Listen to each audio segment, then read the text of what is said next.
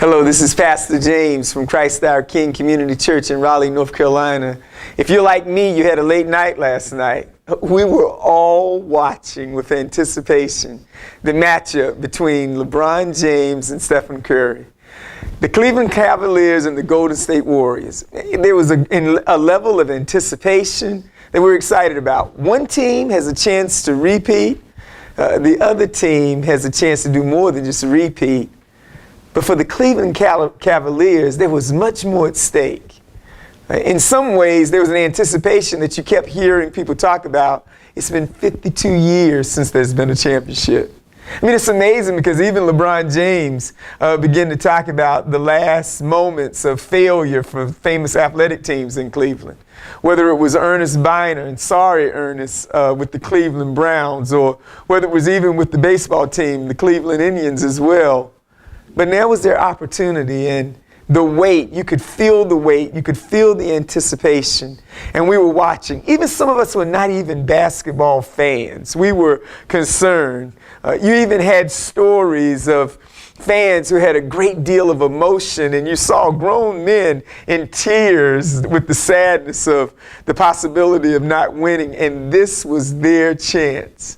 It's also interesting because LeBron, again, right there from the Ohio area, growing up in Akron, Ohio, here is LeBron who played for the Cavaliers and became the hero that became a villain when he went to Miami to win championships, and now the hero is back. It is amazing that the whole economy of the city of Cleveland, in many ways, is counting on the reality of a team winning a championship. Well, we can get into the economics and we can talk about the history. We can talk about, really, is he really King James? And we've heard all the stories. Is he the greatest basketball player that has ever played the game? We can talk about the comparison between him and Stephen Curry. But I think what really has captured us all is the reality at a very basic level. We love a good story. I think that's why all of us are watching. It's why there's so many fans. Because there's something inside of us that's wired for a good story. A story that has all the elements of both an antagonist and a protagonist. A story that has all of the tension and drama of sometimes we even turn the characters into heroes and villains. A story that has a point of curiosity of how is it going to end. And we had all of that in this story.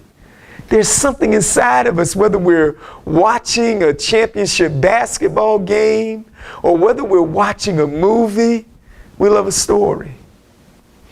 And what's interesting is in the last couple of weeks, we've had several stories that we've encountered. It would be tragic if we forget the story of another hero, and that's Muhammad Ali. He too had a story, and isn't it fascinating how we love watching athletes do the unthinkable and accomplish the impossible. And so even in our minds, we probably will close our eyes and remember and can see the scenes, whether it was Ali and his tremendous footwork and his skill and his ability to communicate incredibly on the center stage of being a boxer. But last night, we remember the three-point shots that LeBron shot. We also remember the shots that Stephen Curry missed, unfortunately.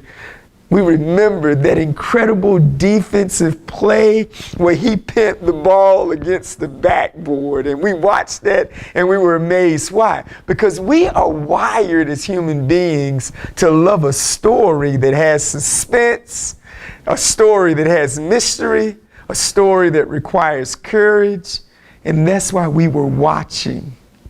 But what I'd like to suggest is maybe we need to not simply watch a story, but maybe we need to begin living a story. That what we were attracted in last night in the championship basketball game, we have an opportunity to live every day if we live life to the fullest. You know, in the Bible it says this, it says, that we are his workmanship, created in Christ Jesus for good works that God has prepared beforehand that we should walk in them. That idea of workmanship found in Ephesians is the idea of craftsmanship. Could it be that the God of the universe really designed us all to live an incredible story? Yes, LeBron James is a story that we'll be telling for a long time. But what was interesting at the end of it all was watching the reality of the story. It was watching LeBron James in the middle of the court on his knees with tears and emotions because he's accomplished his feat.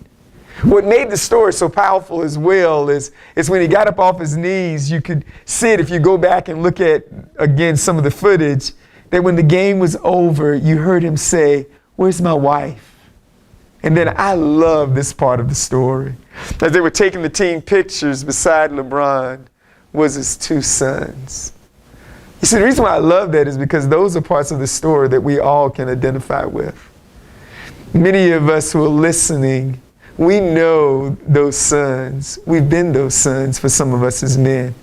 Many of us who listen, we know that loved one that's in our life that's really most important, that transcends any moment that we can experience.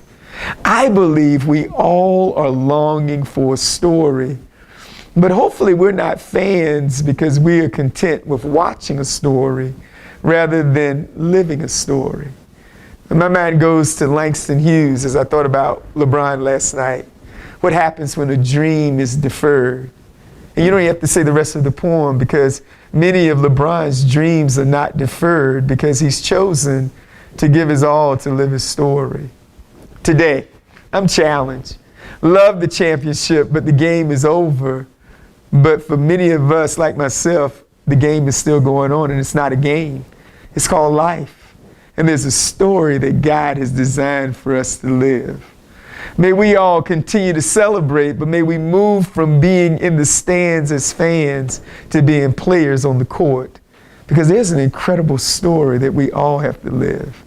We celebrate LeBron, but I can't help but believe there are others around us today who want to celebrate us. May we live our story well.